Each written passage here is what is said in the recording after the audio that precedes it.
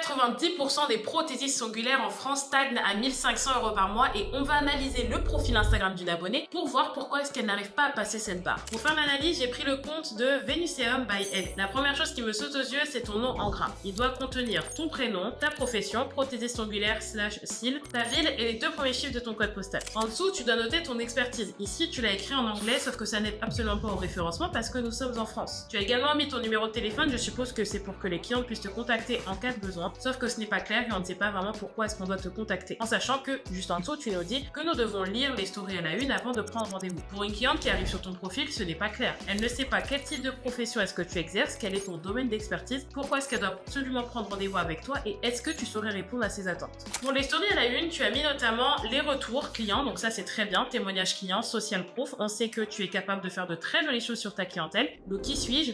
Qui est-ce que tu es, tout simplement. On a envie de prendre rendez-vous avec toi, notamment pour ta personnalité, ta grille tarifaire. Après, tout ce qui va être information nails et information cils, tout ça, tu dois le mettre dans ta création de contenu. Tu as également épinglé un post pour remercier tes clientes de leur fidélité. Tu n'es pas obligé de l'épingler, ce n'est pas nécessaire. Tu peux les remercier au quotidien dans tes stories pour leur fidélité. Et même pour passer les différentes annonces, que ce soit une documentation ou autre, fais-le directement en story, n'épingle pas de post. N'oublie pas que ton profil Instagram c'est ta vitrine et si une cliente elle arrive et elle voit directement que tu parles de charge et d'augmentation, elle n'aura pas forcément envie de prendre rendez-vous avec toi. Le but c'est de donner envie et non pas de repousser la clientèle. Un autre point que tu vas devoir améliorer va être la création de contenu qui est littéralement inexistante. Ici on ne voit pas ton espace de travail, on ne sait pas comment est-ce que tu accueilles tes clients, on ne sait pas quel est le type de personnalité est-ce que tu as avec tes clients, est-ce que tu es plutôt friendly ou plutôt professionnel.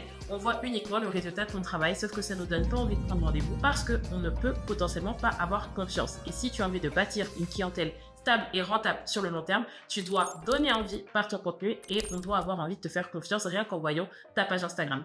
Si toi aussi tu souhaites avoir l'audit personnalisé de ta page Instagram et enfin voir pourquoi est-ce que tu ne passes pas la barre des 1500 € de chiffre d'affaires, commente audit et je t'envoie un lien pour qu'on puisse la faire ensemble.